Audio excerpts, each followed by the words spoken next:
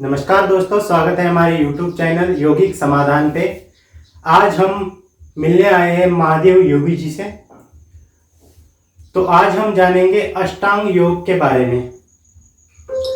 देखिए, अष्टांग योग, अष्ट माने आठ, आठ अंगों वाला योग जो है उसे अष्टांग योग कहा जाता है।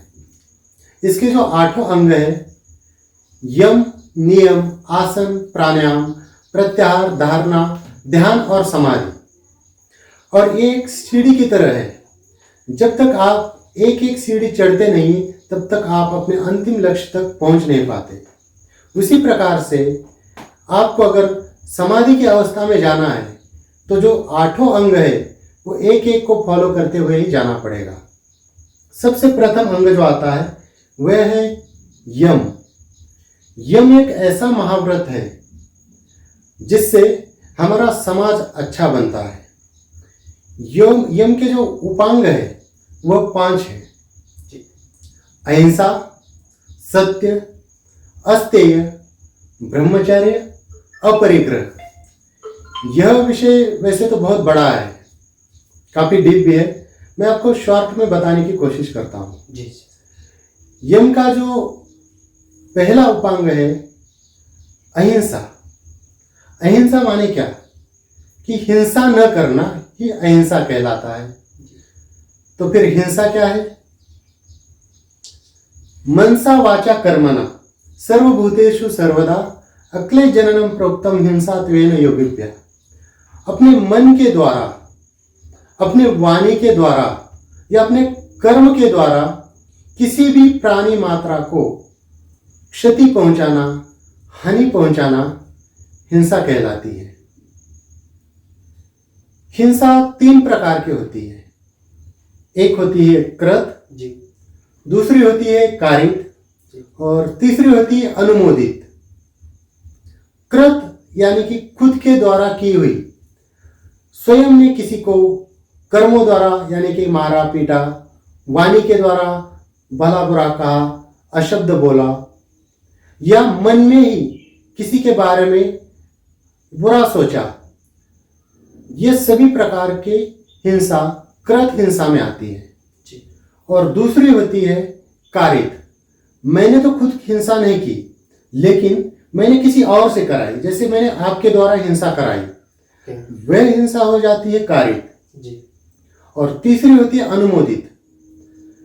अनुमोदित हिंसा का मतलब होता है न स्वयं की न किसी और से कराई, लेकिन अगर कहीं पर हिंसा हो रही है तो उसकी वाहवाही की, उसकी प्रशंसा की या होने वाली हिंसा को समर्थन दिया, सपोर्ट किया, वह भी हिंसा के ही अंदर आ जाता है। तो ये तीनों प्रकार की हिंसा न करना ही अहिंसा कहलाती है।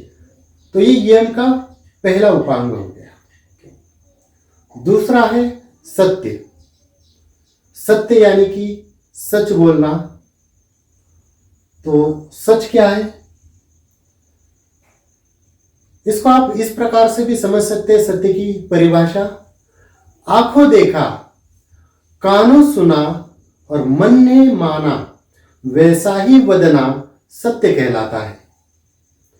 अगर आप देखेंगे तो हमारी जो इंद्रियां है, आंखें, कान और जीभ, जब इन तीनों का कॉम्बिनेशन बन जाता है और जब हम वही बोलते हैं, हमारा मन जो मानता है, तो वो सत्य। अगर इनमें से किसी भी एक ने साथ नहीं दिया तो वो सत्य नहीं हो पाएगा। मान लीजिए मैंने आपको देखा, आपका नाम समाधान है, मेरे आंखों ने देखा, अंदर पिक्चर है ब्रेन में कि हाँ ये समाधान ही है, और किसी ने मुझे पूछा कि ये कौन है।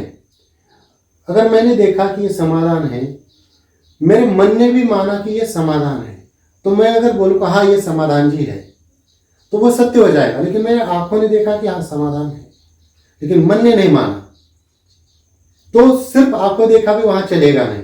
ओके।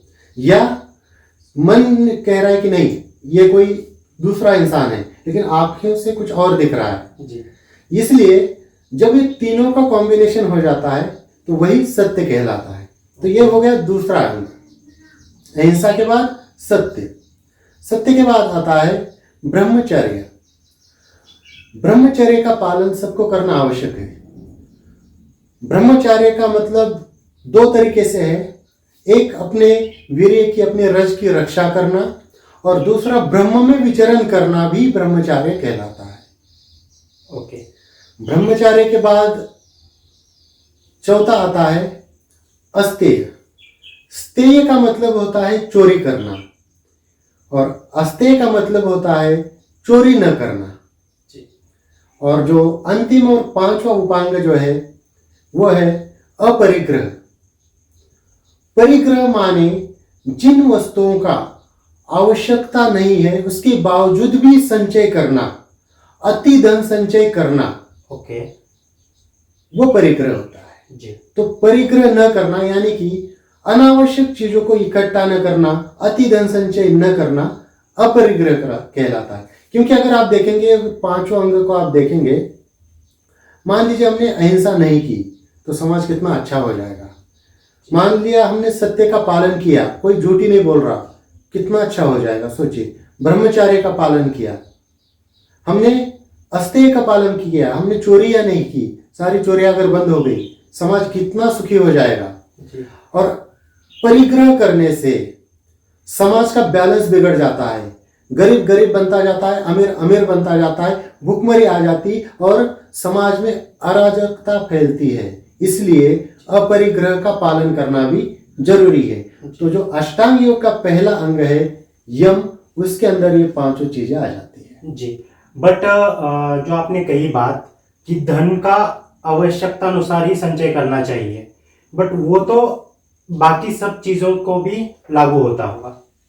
हाँ, जितने भी भोग की वस्तुएं हैं जिनकी हमें आवश्यकता ही नहीं है। अब जैसे मान लीजिए आजकल मोबाइल फोन का जमाना है, आज का मैं उदाहरण आपको देता हूँ। जी।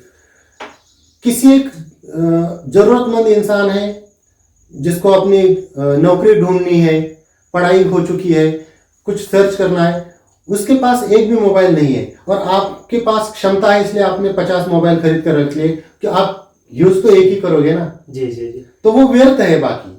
इसलिए समाज में बैलेंस बनाने के लिए जिन चीजों की आवश्यकता नहीं है ऐसी चीजों का संचय नहीं करना चाहिए। मान लीजिए आप 2 रोटियां खाते हैं या 4 रोटियां खाते हैं, आपने 10-20 रोटियां बनवा के अपने लिए रख दी।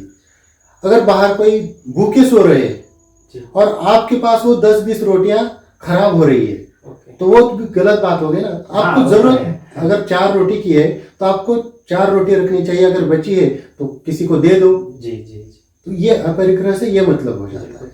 तो अष्टांग योग का एक ही अंग समझने में इतना लंबा वीडियो बन गया। तो मिलते हैं अब नेक्स्ट वीडियो में, बाकी 7 अंगों की जानकारी के लिए दूसरा वीडियो ही बनाना पड़ेगा। धन्यवाद शास्त्री जी।